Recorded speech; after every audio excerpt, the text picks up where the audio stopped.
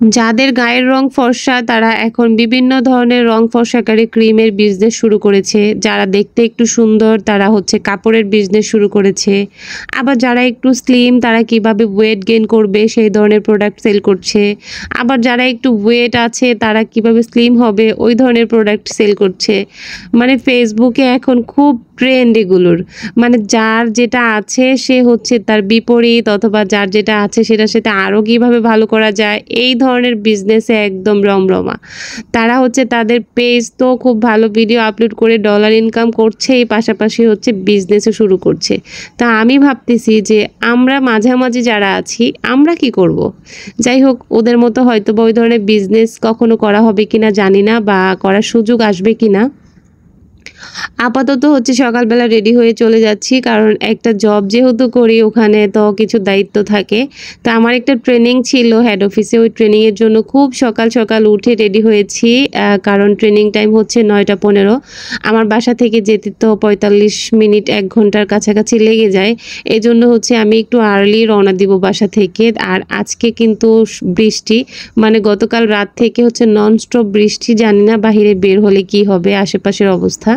তো রেডি হয়ে জাস্ট বের হয়ে গেলাম, আর ছাতা তো অবশ্যই নিয়ে নিলাম, কারণ বৃষ্টি দেখেই হচ্ছে নেমেছি। যতই ঝড় বৃষ্টি হোক বের তো হতেই হবে। যেই কথা সেই কাজ, বের হয়ে জাস্ট কিছুক্ষণ হাঁটার পরেই দেখি গলিতে জাস্ট পানিতে ভর্তি। তো কিচ্ছু করার নাই, ওই পানিতে পা ভিজিয়েই হচ্ছে আমার পাড়ি দিতে হয়েছে। এখন মেন রাস্তায় চলে আসছি, এসে দেন একটা রিক্সা নিচ্ছি। রিক্সা তো পাওয়া দুষ্কর। আর এই তো দেখেন রাস্তাঘাটের অবস্থা। এখন আমি সাঁতার কাটতে কাটতে কোনো রকম গিয়ে হেড অফিসে পৌঁছাবো। তো জাস্ট 9টা 20-এর মধ্যে আমি পৌঁছেছিলাম। আর রিক্সায় বসে বসে কী করবো, ভাবলাম একটু রিক্সা ঝাঁকি ঝুঁকি খাই আর হচ্ছে একটু নিজেকে ভিডিও করি। দেখেন এটা হচ্ছে মতিঝিলের চিত্র, ভাবা যায় মতিঝিলেও হচ্ছে এরকম পানি। শুনলাম নটর ড্যামের সামনে নাকি আরো অনেক বেশি পানি হয়েছে। তো জাস্ট অনেক পানি বৃষ্টি সব কিছু ওভারকাম করে দেন চলে গেলাম মতিঝিল শাপলা চত্বরে। গিয়ে জাস্ট ভাড়াটা দিয়ে আমি এখন চলে যাব যত তাড়াতাড়ি সম্ভব উপরের দিকে।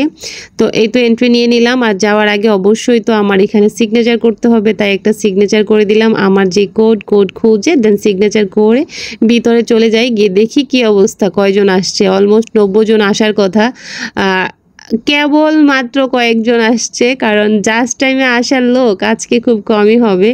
আগেই হচ্ছে আমি জুতোগুলো খুলে নিলাম, কারণ পুরো ভিজা যেহেতু পানিতে চুপচুপা ভিজে আসছি, নিচে পা তো ভিজা ছিল। তো ভাবলাম সারাদিন যদি এই অবস্থায় থাকি নিশ্চিত ঠান্ডা জ্বর চলে আসবে। তো বসে জাস্ট ওয়েট করছিলাম, কারণ জাস্ট টাইমে যাওয়ার মতো মানুষ খুব কমই আছে। আর যেহেতু বৃষ্টি, ওয়েদার ভালো না, সবাই লেট করবে এটাই স্বাভাবিক। যদিও ট্রেনিং টাইম ছিল 9টা 15, সে জায়গায় শুরু হয়েছে 10টারও পরে, কারণ কিচ্ছু করার নাই। 90 জন পার্টিসিপেট, তার মধ্যে লোকজন আস্তে আস্তে আসতেছে। আর হেড অফিস থেকেও হচ্ছে ওনাদের সাথে কমিউনিকেশন করা হচ্ছিল, অনেক মানুষই রাস্তায় আটকা, এজন্য হচ্ছে টাইমটা একটু লেট করে শুরু হয়েছে। ট্রেনিং শুরু হয়ে যাওয়ার পর কিছুক্ষণ যাওয়ার পরই হচ্ছে আমার এত পরিমাণে ঘুম আসছে। তো কিছু করার নাই, বাহিরে কিন্তু একদম ওয়েদার ঠান্ডা, আর ভিতরে তো পুরো এসিতে আরও ঠান্ডা। সব মিলিয়ে যেহেতু ঘুম ঘুম ভাব, ঠিক তখনই টি ব্রেকের জন্য মানে স্ন্যাক্স খাওয়ার জন্য টি ব্রেক দিয়েছে। তো নিয়ে নিলাম একটা প্যাকেট, দেখি কি আছে, পছন্দের কোনো খাবার আছে কিনা। তো সবাই আস্তে আস্তে চলে আসতেছে এখানে। আর পার্টিসিপেটও মোটামুটি 90 জনের মধ্যে মনে হয় 76 ছিল যতদূর মনে পড়ে। তো এই তো প্যাকেটের মধ্যে দেখলাম একটা সিঙ্গারা আর একটা স্যান্ডউইচ, ডিম স্যান্ডউইচ। আমার না এই স্যান্ডউইচটা এত বেশি পছন্দ, কারণ এখানে হেড অফিসে খুব ভালো লাগে এটা খেতে আমার। তো আজকে যেহেতু এটা পেয়েছি আমি খুব মজা করে খেয়েছি। আর সিঙ্গারা আমার অত বেশি পছন্দ না, তারপরও খেয়ে নিলাম। খেয়ে একটু পানি খাবো।